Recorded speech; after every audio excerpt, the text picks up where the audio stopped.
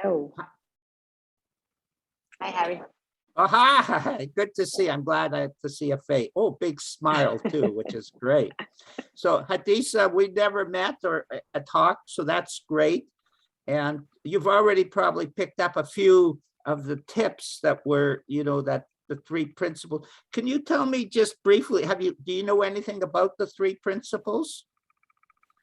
I'm not asked the three principles. I know it at firstly, thank you for having me here. It was really lovely just sort of listening into all the different discussions. I have been with Catherine doing the inside out paradigm. And but I don't know much about the three principles except from the little that Catherine shares with us. Well, the inside out paradigm is just a phrase, that revolving. The three principles were uncovered by Sydney Banks, who was my teacher. And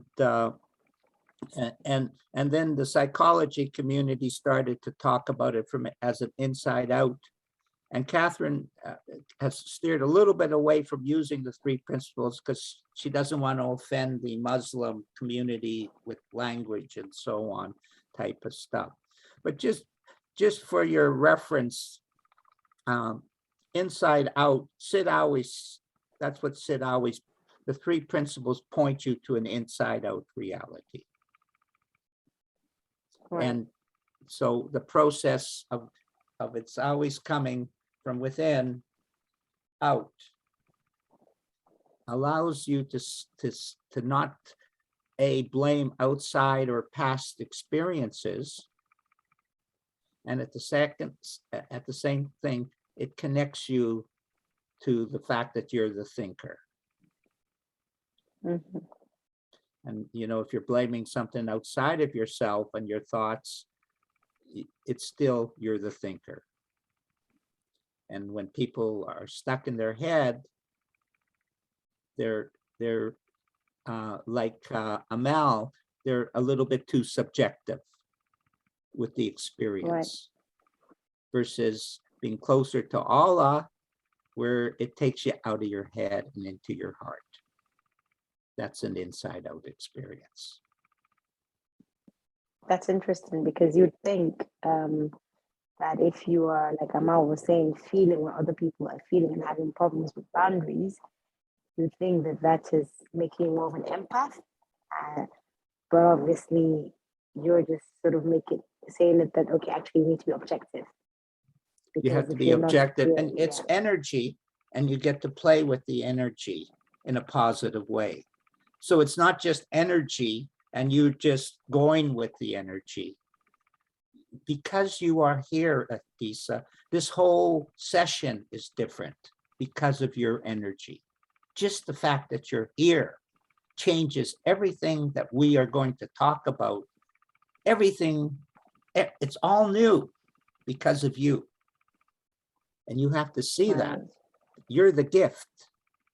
We're just the audience of the gift. Wow. And the more you feel the gift, easier it is to be the gift. Isn't that cool? The more you acknowledge with not intellect, nothing with the mind, little mind. The little mind is here to function, to allow you to function as a human being and create personal impressions, ideas. But deeper than that, the little mind connects to Allah's mind and is Allah's mind. And inside out sees that. And when you connect with that feeling, that happy feeling, that content feeling, life becomes mystical. Not practical, mystical. But the practical is naturally in there because you are so relaxed that you allow things to happen easier than putting your 2 cents in about what you think. It turns out I'm not very impressed with my thinking. I used to be very impressed with it. I was so intelligent and I could argue and discuss things and know about stuff. But it turned out it was just a bunch of hogwash, a bunch of made up stuff that I believed in. And it restricted my feelings. You see, it's kind of like this. I have an opinion. Well, guess what? When that goes away, well, you can see Allah is allowed in. It's already in. It's already in, but that's what happens. This, and that's what we call an insight. You took the barriers away. And for a second, your intellect quieted down and you got it. And then when you got it, it's like a rock. Someone like me will come and tell you, no, that's not right, Hadisa. But you said, no, I've experienced that. He may be smart in certain areas or no, but he doesn't know as much as I know about this particular area. And you don't give up your truth. No matter what any man tells you, you don't give up your truth. And you know that's true. You know it, you've always known it's true. You've always known you had truth. Always. Just you got caught up in a lot of stuff. A lot of thinking. A lot of thinking. And you started to take it as the truth.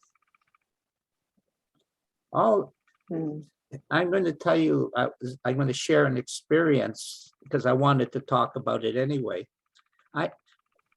So I was with Sydney Banks and right in the inner circle type of thing. And then I got sort of left behind for about 40 years. And then at age 69, the penny dropped and everything just opened up like a volcano. And this is a product of it. And Catherine will tell you, it's really a fluke that we got together and created this room, created this department, a fluke.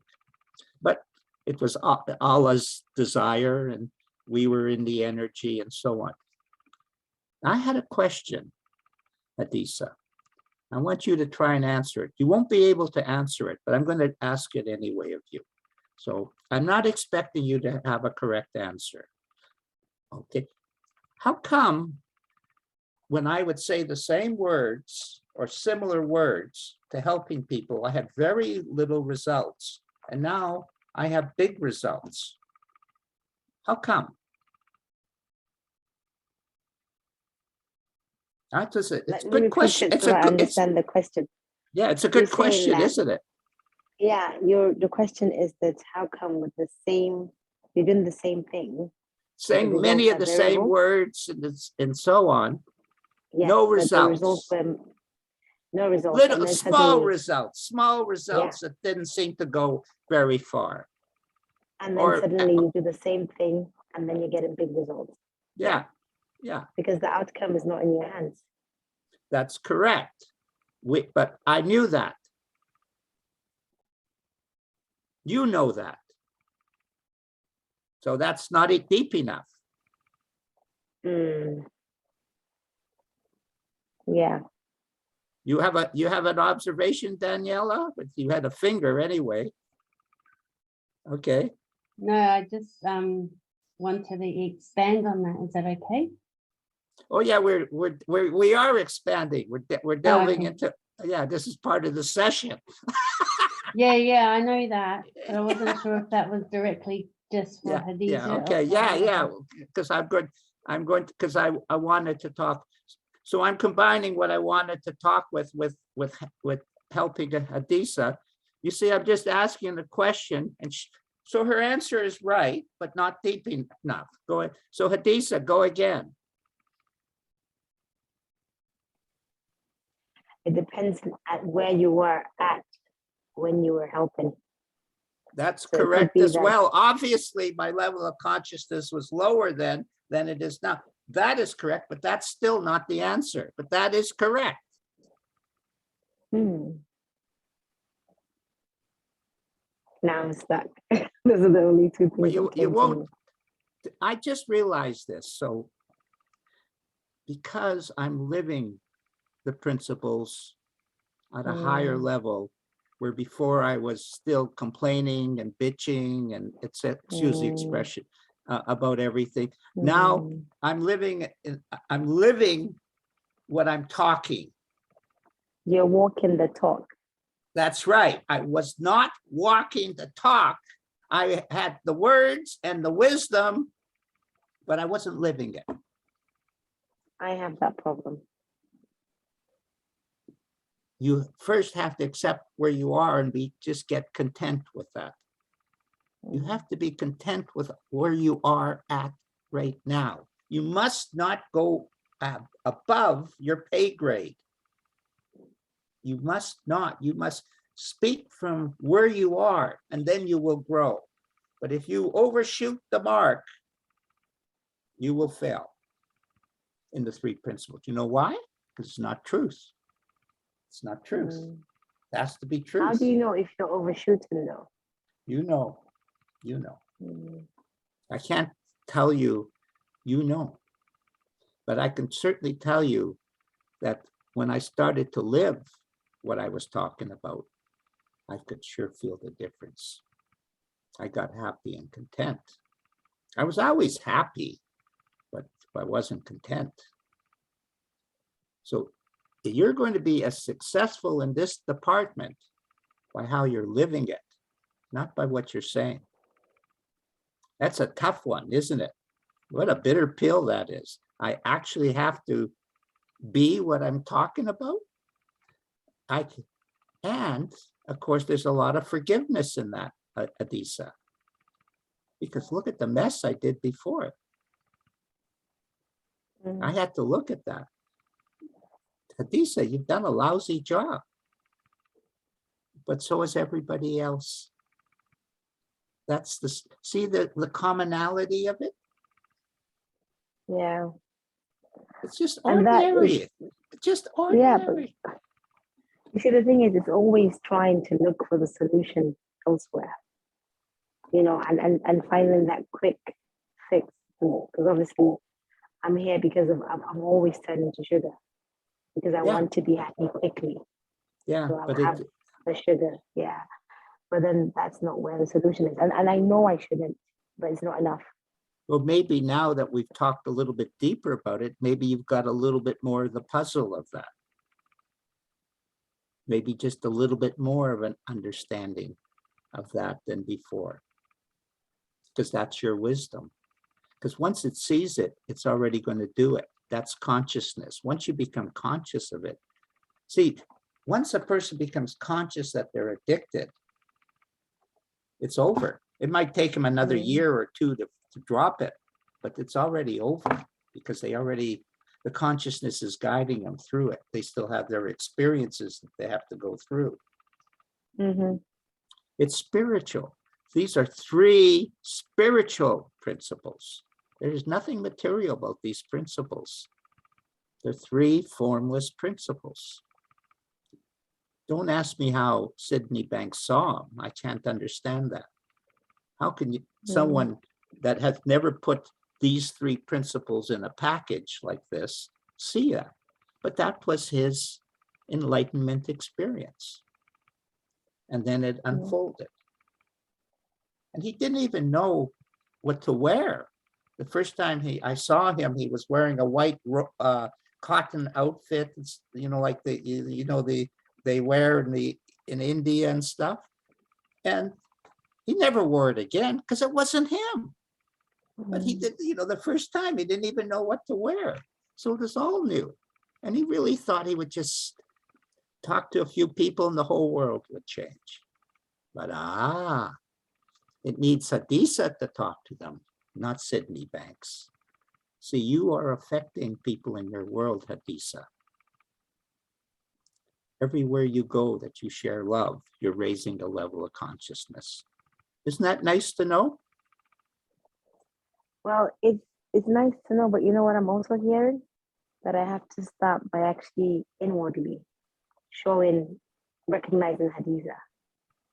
Because I think there's a lot of self-criticism, a lot of very high expectation, lots of, you know this, but why are you not doing it? So if this is supposed to be solved through love, then maybe I have to look inwards. Maybe. Wow. And that's the only place you have to look.